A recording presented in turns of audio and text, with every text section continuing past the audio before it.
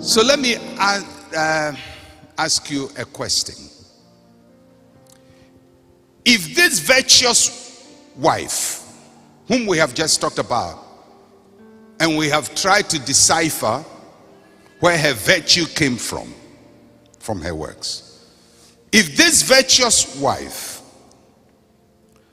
a woman comes to her from CCC, or maybe not from CCC, and he says, Mrs. Virtuous, I want to be virtuous like you. Lay hands on me and pray for me that the grace that is upon your life as a virtuous woman will be imparted to me.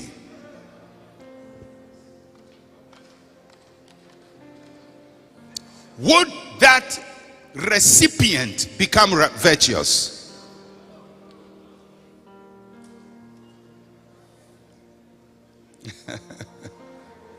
We're getting somewhere. We're getting somewhere.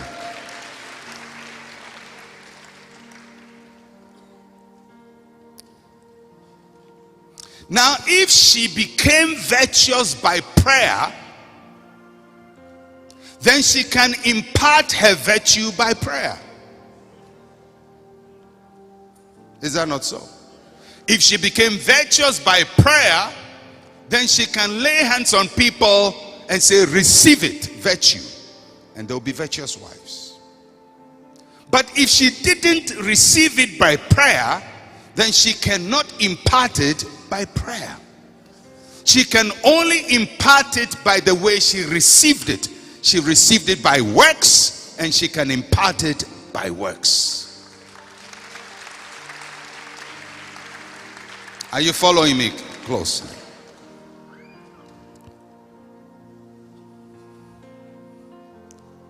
So, there is a place for grace and a place for works, and we have to know the balance, especially when it comes to we doing things for God, achieving our purpose in life, using the grace of God fruitfully and effectively. So let's go to the New Testament, since sometimes when you quote from Old Testament, people say, now quote from New Testament. So I'll quote from New Testament, but I'm not going to read all of it. Matthew 25:14-30, you can note it, because it's a long passage. I'm not going to read, but it's a passage you are familiar with. It's called the parable of the talents. And you know the parable of the talents. A merchant calls his servants and he gives them talents. Whose talents were they? The master. He gave it to them. That is a gift. It's grace. He gave them talents. It's not theirs. It is the master's. And when the master gave them the talents, he took off and came back after some time and called the people he gave the talents to. The one got 5, the other got 2, the other got 1. And he says, okay, account time. Now the interesting thing in that parable is the master did not tell them what to do.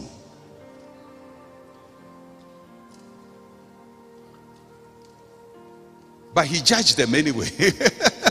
He didn't tell them what to do because he expected that by implication they would know that gifts are not free. It is freely giving, but they must be accounted for. You can't squander gifts, although it's a gift. So he gave it to them and left it to their common sense what to do. And the one who had 5 came and said, sir, you gave me 5. I worked and I doubled my 5 with another 5. So it's now 10. Master says, well done, good and faithful servant. Second one came, says, sir, you gave me 2. I worked hard, got 100% increase, added 2 more, 4 talents. Master says, well done, good and faithful servant. Third one came, the Ghanaian. Or should I say the charismatic? Who believes in gift but not work. Grace, no works. He says, sir, you gave me your grace. You gave me 1 gift. But I knew you were a hard man. So I took your gift and I buried it. And since I heard you have come, I went to dig the same place. And this is your gift. And the answer of the master is, you wicked and evil servant. Very harsh words. You knew I was hard.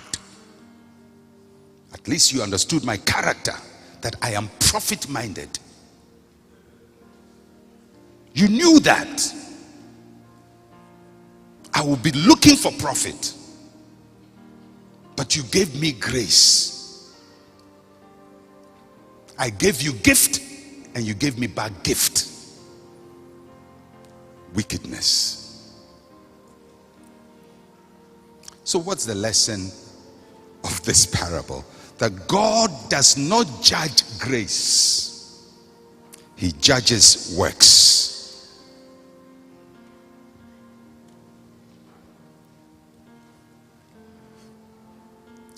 God is not impressed with his grace upon your life, because that is what he has given to you.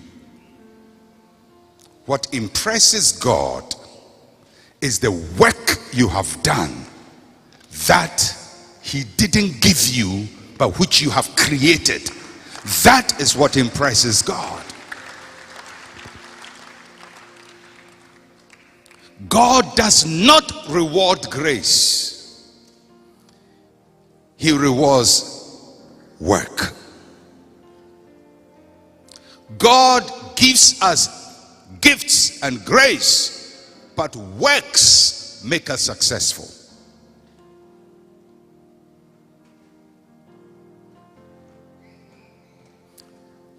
It is therefore not accurate biblically,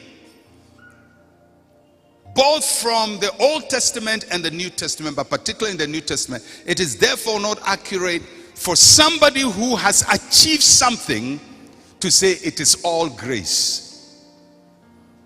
They may be attempting humility, but it is not biblical humility. Because the gift was grace, but what has accompanied it was not grace, was works. And that is why God rewards. If you give him back what he gave to you, he doesn't reward you. As a matter of fact, he punishes you. But if you work with what he gave you, he rewards you.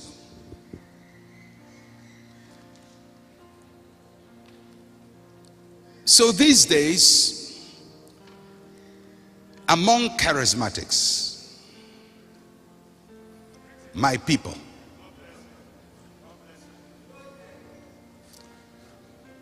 we see it constantly. A young pastor sees a successful pastor, and sometimes even in public, they will kneel down in front of you, lift up their hands, and say, I want grace. First of all, I am not a giver of grace. I don't dispense grace. Grace is God's sovereign act. God does not consult anybody to impart grace to them. And people cannot distribute grace at will. It is a sovereign, determined, predetermined act of God. So that is the first error. I don't dispense grace. So they come and say, lay hands on me. I want to tap into this grace. I respect the hunger and the desire. But it is a hunger and desire wrongly expressed and wrongly placed. Because what I have achieved in life, what Pastor Ransford has achieved in life, what any man of God has achieved in life, is a result of works based on grace that was given to them.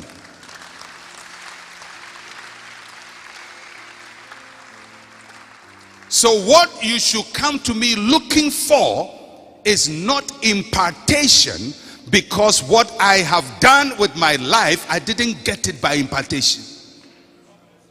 This message did not come from impartation.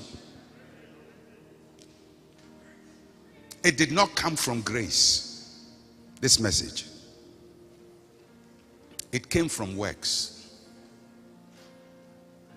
Normally, for me to preach any message, usually I plan way ahead what I'm going to preach. Sometimes I start messages now and preach them a year later, 2 years later, sometimes 5 years later. When I start my sermon preparation process and I start doing my verse study, I can read minimum 40 commentaries on one verse, not to copy what the commentary is saying, but to judge my own thinking against others who have thought about the same verse, and whether my thinking is way off or sensible. Because you have to know you are not the first one to read that verse. Others have thought about it, contemplated about it, struggled with it, and you are struggling with the same verse. It is sensible to refer to others who have studied. Just like a doctor is going to operate on somebody, he knows his stuff, but he has to go and read what other people who have faced similar verses or similar problems have thought about it. So we also study, not to copy people, but to weigh our view against their view. At least they do that. If I take a verse, I'm going to do, if it's in the New Testament, I'm going to do a Greek study. And I don't just read one Greek reference. I can do probably about 10 or 12. And then I start constructing, and I read all kinds of materials and all kinds of comparison as I build my case, case upon case, case upon case, careful that I will not deviate and say the Holy Spirit told me.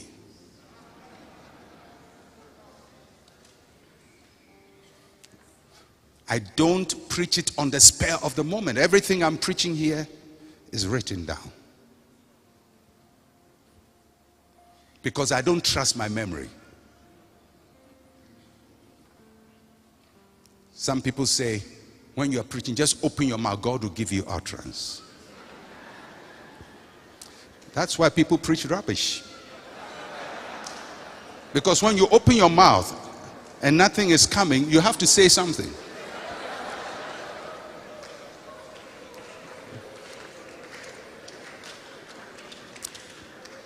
So like the virtuous woman, if somebody comes and say, I want to be able to do things the way you do them, I will not lay hands on them. Because I didn't receive it by laying on of hands. I received it by diligent labor and study. So if you want to get what I have, you have to then steady my diligence and practice my diligence.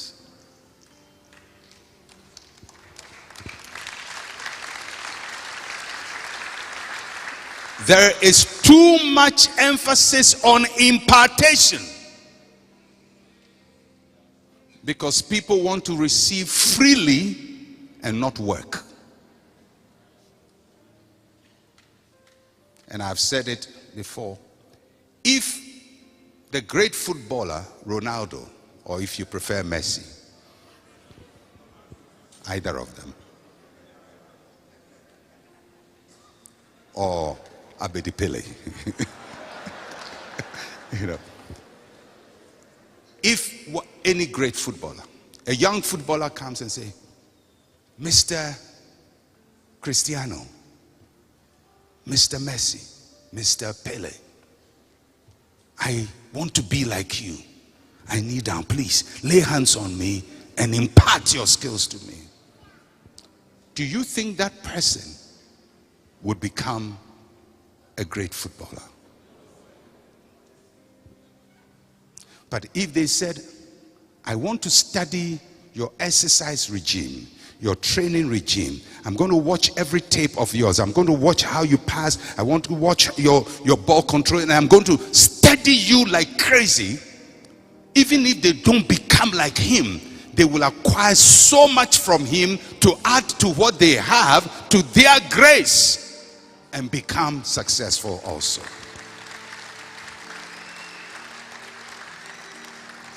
So what makes you think that somebody can lay hands on you and impart their success to you?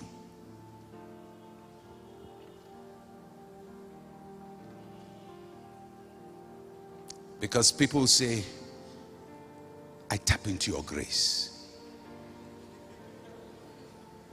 The grace. The grace. I need the grace. From whom? From me? Did I manufacture the grace myself? Did I call myself? I didn't call myself. I was called by the same man who called you. His name is Jehovah. And he gave us the same spirit called the Holy Spirit. So if you want grace, the address of grace is heaven. Talk to the man sitting on the throne who is the giver of grace, and he will give you grace. But if you want to learn works, come to me. Because God does not impart works, he imparts grace. Man produces the works.